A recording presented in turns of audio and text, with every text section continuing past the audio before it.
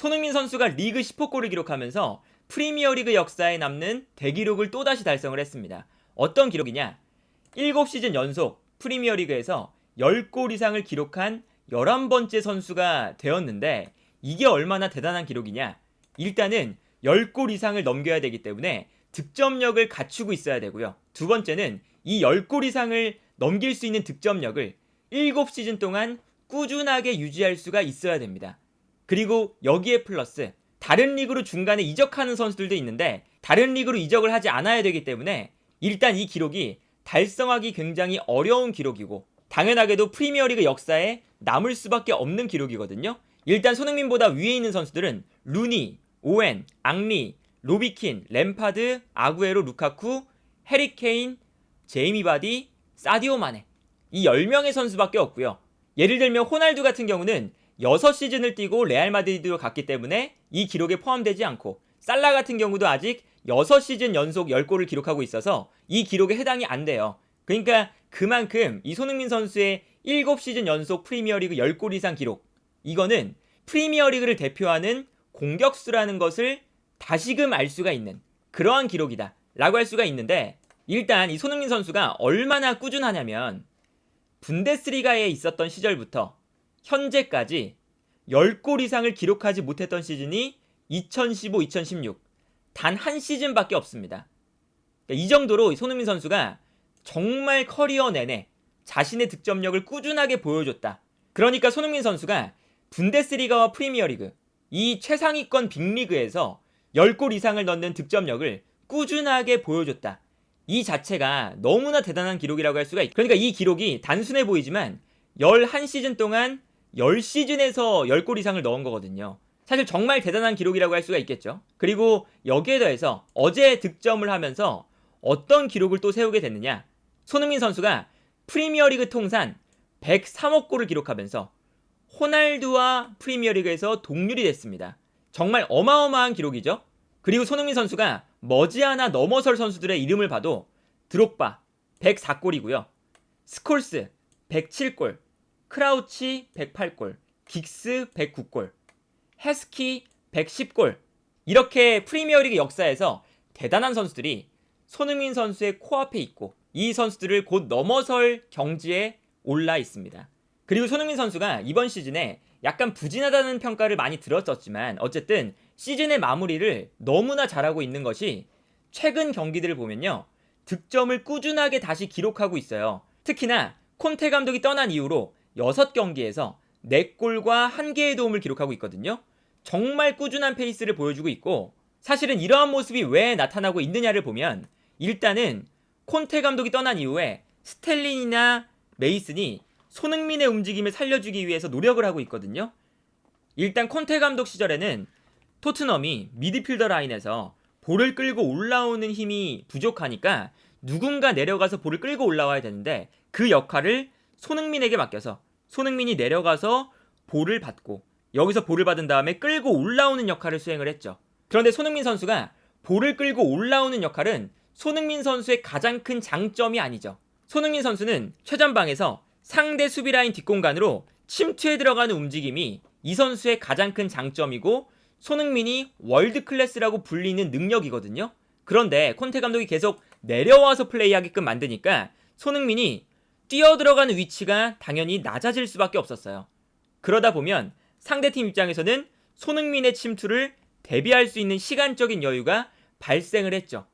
그래서 스텔리니 감독 때부터 어떤 전술을 쓰느냐, 쿨루셉스키를 아예 중앙 미드필더처럼 내립니다. 그래서 사실상 최근에 토트넘의 전술은 메이슨도 마찬가지고 스텔리니도 마찬가지인데 5-3-2 전형일 때가 많았어요. 오히려 손흥민 선수가 케인보다 높은 위치에서 역습을 위해서 최전방에 머무르고 있을 때가 많았습니다.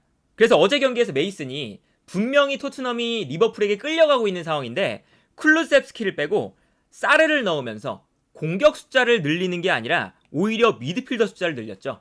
그러면서 3명의 미드필더 라인을 확실하게 구성을 하고 손흥민을 최전방에서 활용을 하면서 리버풀의 수비 뒷공간을 노리기 위해서 계속해서 노력을 했습니다. 그래서 어제 경기를 보면 손흥민 선수가 공격을 전개할 때 가장 높은 위치에 머무르고 있거든요. 그런데 이때 손흥민 선수의 이 라인 브레이킹 능력이 정말 어마어마하죠. 이 장면을 보시면 페리시치와 손흥민의 호흡이 좀 안 맞아서 손흥민이 뛰어들어갈 때 페리시치가 패스를 빨리 찔러주지 못했거든요. 그래서 뒤로 패스를 보내줍니다. 그리고 이미 손흥민 선수는 오프사이드 라인에 갇혀 있죠. 근데 이 다음 장면을 보면 분명히 오프사이드 라인에 걸려 있다가 순간적으로 내려오면서 로메로가 패스를 건네줄 때 U자 모양으로 돌아뛰기 시작합니다. 근데 이렇게 돌아뛰는 순간 리버풀의 최종 수비 라인보다 손흥민 선수가 앞서지 않게 되면서 순간적으로 오프사이드 라인을 무너뜨리게 되죠. 그리고 뛰어들어갈 때 손흥민에게 패스를 보내주기만 하면 손흥민 선수가 상대 수비 라인을 완벽하게 무너뜨리면서 일단 이 라인을 무너뜨리는 능력이 손흥민 선수가 너무나 좋고, 그리고 이렇게 손흥민 선수가 완벽하게 상대의 수비 라인을 무너뜨린 이후에 1대1 찬스에서 결정력이 사실은 세계 최고 수준이기 때문에 여기서 득점까지 만들어주는 게 손흥민 선수의 능력이죠. 그래서 이제 오늘 경기들을 보면요, 이런 장면이 계속 나옵니다. 이 장면도 보시면 손흥민 선수가 최전방에 위치하다가 순간적으로 상대 수비 라인 뒷공간으로 뛰어들어가고, 뛰어들어가는 손흥민에게 패스를 넣어주거든요. 근데 여기서 일단 손흥민 선수가 수비 라인을 무너뜨리는 라인 브레이킹 능력이 나왔었고요. 물론 이게 오프사이드로 나중에 선언이 되긴 했지만요.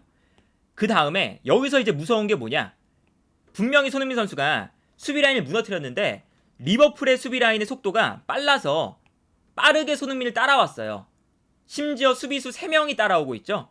그래서 손흥민이 뛰어들어갈 때 순간적으로 앞쪽에 로버트슨, 반다이크, 코나테가 손흥민을 견제하고 있습니다.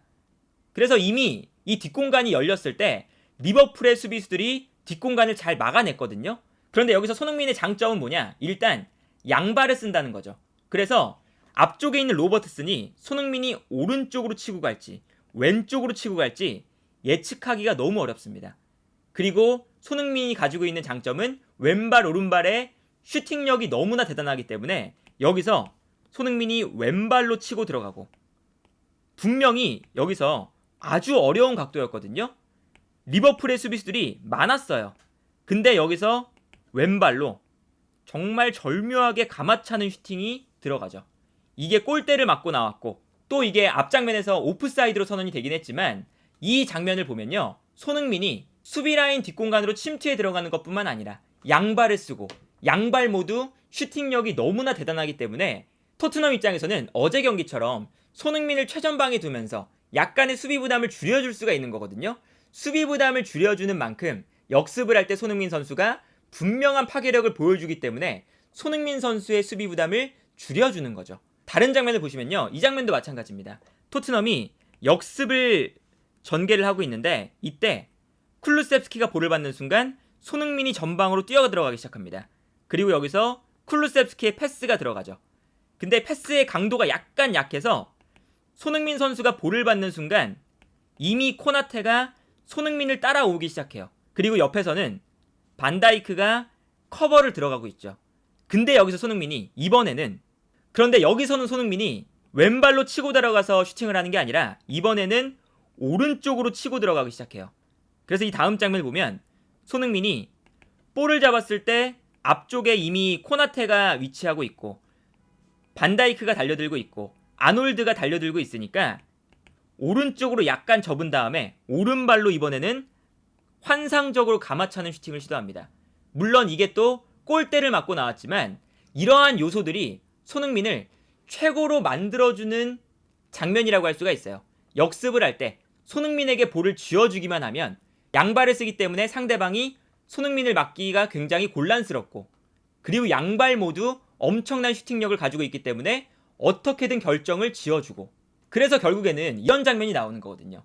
이제 이 장면도 보시면 리버풀이 공격을 하다가 토트넘이 역습을 하는 장면인데 이때 손흥민이 뛰어가는 순간 코나테가 손흥민의 위험성을 알고 있기 때문에 어쩔 수 없이 뛰어들어가는 손흥민을 붙잡게 되죠. 그래서 여기서 이제 코나테가 옐로 카드를 감수하고 손흥민의 움직임을 막는 장면인데, 이제 이런 장면들이 사실은 어제 경기에서 리버풀이 15분 만에 3골을 넣으면서 사실은 경기가 거의 초장부터 끝나 버릴 수 있는 상황이었어요. 그런데 토트넘이 손흥민을 최전방에 위치하고 오히려 공격수를 추가 투입하는 게 아니라 미드필더를 투입하면서 손흥민을 조금 더 위쪽에서 플레이하게끔 만드는 이러한 전략을 쓸 수 있는 이유가 손흥민이라는 득점을 책임지는 선수가 있기 때문이다 라고 할 수가 있겠고, 어제 경기 토트넘이 패배하긴 했지만 이 손흥민 선수가 보여줬던 퍼포먼스는 왜 손흥민이 7시즌 연속 10골 이상을 넣고 있는 공격수인지, 왜 현재 세계 최고의 결정력을 가진 공격수라고 평가를 받는지, 이런 것들을 우리가 두 눈으로 확인할 수 있었던 경기가 아니었나 싶습니다.